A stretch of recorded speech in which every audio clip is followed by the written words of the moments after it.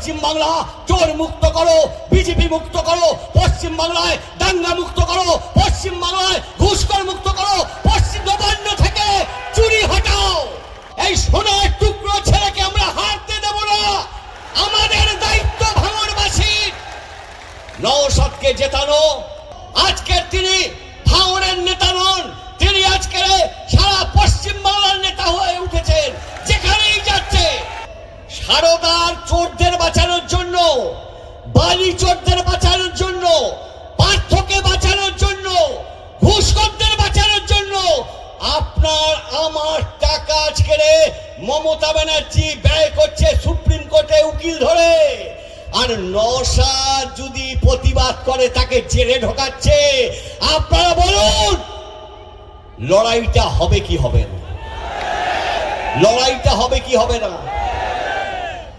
পঞ্চায়েত নির্বাচনে কি হয়েছে ভাঙড়ে? গণতন্ত্র রক্ষার জন্য এখানকার ছেলেমেয়েরা যেভাবে লড়াই করেছে তা পশ্চিম বাংলার ইতিহাসে স্বর্ণাক্ষরে লেখা থাকবে। শুধু ভোটাধিকার পঞ্চায়েতে দাঁড়ানোর জন্য সেই লড়াকু নেতাকে তুমি জাতা বলে যাবে আর ভাঙড়বাসী মেনে নেবে? ভাঙড়বাসী নওশাদ সাহেব ও ভাঙড়বাসীর কাছে কৃতজ্ঞ। তাকে এখান থেকে জিতিয়েছিলেন, আমরাও কৃতজ্ঞ। আজকের তিনি ভাঙড়ের নেতা নন, তিনি আজকের সারা পশ্চিম বাংলার নেতা হয়ে উঠেছেন। যেখানেই যাচ্ছে লক্ষ লক্ষ মানুষ সাড়া দিচ্ছেন। এটা শুধু পীরের বাড়ির ছেলে হলেই হয় না, এটা হয়েছে তার লড়াই, গণতন্ত্রের লড়াই, জমির জন্য লড়াই, বিধানসভায় সততার পরিচয় দেওয়া, নিজেকে তিনি বলছেন আমি কোনো বিভাজনের পক্ষে নেই, কর্মসংস্থানের জন্য লড়াই। মীনাক্ষী জেলে গেছে তার পাশে দাঁড়িয়েছেন, বিদ্যুৎ মণ্ডল খুন হয়েছেন তার পাশে দাঁড়িয়েছেন, তিলোত্তমাকে যখন অভয়াকে যখন খুন করা হলো আর্জি করে, আর মমতা বললেন মেয়েরা 8টার পর বেরোতে পারবে না রাস্তায়, তখন নওশাদ সিদ্দিকী রাস্তায় দাঁড়িয়ে লড়াই করেছেন, আদিবাসীদের জন্য লড়াই করেছেন, শিক্ষার জন্য লড়াই করেছেন। তার স্লোগানের মধ্যে বামপন্থীদের স্লোগান। আমরা যারা বামপন্থী তারাও বলছি আমাদের সমস্যা হলো মজুরি। লেদার কমপ্লেক্স হয়েছে, মজুরি কম।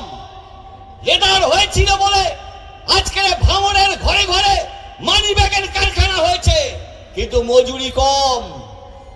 উনি বলছেন মজুরি বাড়াতে হবে, বামপন্থীরা বলছে মজুরি কমে যাচ্ছে। 100 দিনের কাজ আজকে দেখলাম আমরা ভাঙড় বলে লিখেছে। 100 দিনের কাজের ব্যাপারে নওশাদ সিদ্দিকী কোন লড়াই করেছেন? আবার দেখলাম উনি একটা কেন্দ্রীয় সরকারকে চিঠি দিয়েছেন, সেইটাও এখানে। আমি বলছি 100 দিনের কাজ চালু হওয়ার জন্য মামলা করেছিলাম আমরা ক্ষেত মজুরি ইউনিয়ন। এই যে তৃণমূল কংগ্রেস এবং বিজেপি পশ্চিম বাংলায় তৃণমূল চুরি করে কাটমানি করে 100 দিনের কাজ বন্ধ রেখেছিল, ক্ষেত মজুর ইউনিয়ন থেকে আমরা মামলা করে বাধ্য করেছিলাম এই কাজ চালু করবার। আমরাই করেছিলাম। মমতা বলেনি, মমতা কোর্টে যায় তোলাবাজদের বাঁচানোর জন্য। এখানে ফিরদৌস কেন বললো না আমি জানি না। রাজ্য সরকারের খরচা হয়েছে প্রায় 200 কোটি টাকা। কপিল সিব্বল দাঁড়াতে গেলেই প্রতিদিন তাকে 27-28 লাখ টাকা দিতে হবে। সারদার চোরদের বাঁচানোর জন্য, বালি চোরদের বাঁচানোর জন্য, পার্থকে বাঁচানোর জন্য, ঘুষখোরদের বাঁচানোর জন্য আপনার আমার টাকা আজকে মমতা ব্যানার্জি ব্যয় করছে সুপ্রিম কোর্টে উকিল ধরে। আর নওশাদ যদি প্রতিবাদ করে তাকে জেলে ঢোকাচ্ছে। আপনারা বলুন লড়াইটা হবে কি হবে না? লড়াইটা হবে কি হবে না? লড়াইটা হবে খাদ্যের জন্য। আমাদের ঘুপসিকলে ঢুকিয়ে দিচ্ছে। আমাদের এই 15 বছর ধরে বিভাজনের রাজনীতি করে হয় তৃণমূল নয় বিজেপি, হয় তৃণমূল নয় বিজেপি। নওশাদ বিকাশ ভট্টাচার্য আজকের বলছে কি ওই লাইন থেকে ফিরে আসতে হবে। কাজের দাবি, চাকরির দাবি, গণতন্ত্রের দাবি, কৃষকের ফসলের দাবি, এই নিয়ে রাজনীতি হবে। আর সেই লাইন যখন এগিয়ে যাচ্ছে তখন দিদি এবং মোদির ঘুম ছুটে যাচ্ছে। তাই নওশাদের উপরে আক্রমণ, নওশাদ সাহেবের উপরে আক্রমণ। আমি শেষ কথা বলবো, আমি ওনার সঙ্গে 3টে পদযাত্রার সারাদিন ছিলাম, আজও ছিলাম। হিন্দু মেয়েরাও, হিন্দু বউরাও আজকের নওশাদ সাহেবকে বলছে এরকম ছেলে হয় না, এরকম মানুষ হয় না। এটা আমি বলে দিতে পারি।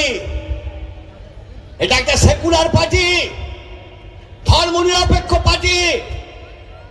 সেই কারণে আমরা যাকে এখান থেকে জন্ম দিয়েছি রাজনীতিতে, ভাঙনের মান সম্মান ইজ্জতকে আজকে তুলে ধরছে, রাজনৈতিক নেতা হচ্ছে। আমি আপনাদের কাছে অনুরোধ করব, এই সোনার টুকরো ছেলেকে আমরা হারতে দেব না। আমাদের দায়িত্ব ভাঙনবাসীর নওশাদকে জেতানো। আগামী দিনে বাম যারা উঠছেন, তরুণ প্রজন্ম এবং নওশাদ সাহেবের মতো ছেলেরা, তাদের হাতে আমরা বয়স্করা বেতন তুলে দেব।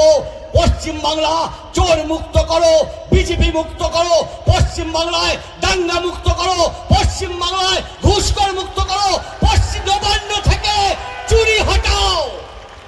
এইভাবে তাদের হাতে বটম তুলে দেব। আমি শেষ কথা বলবো, আপনাদের কাছে স্লোগান দিন, চোর তাড়াও, নবান্ন থেকে চোর তাড়াও, দাঙ্গাবাজ হটাও, দাঙ্গাবাজ হটাও। 29 তারিখে নওশাদ সিদ্দিক সাহেবকে 1 লাখ ভোটে জয় করুন। ধন্যবাদ, আদাব, সালাম।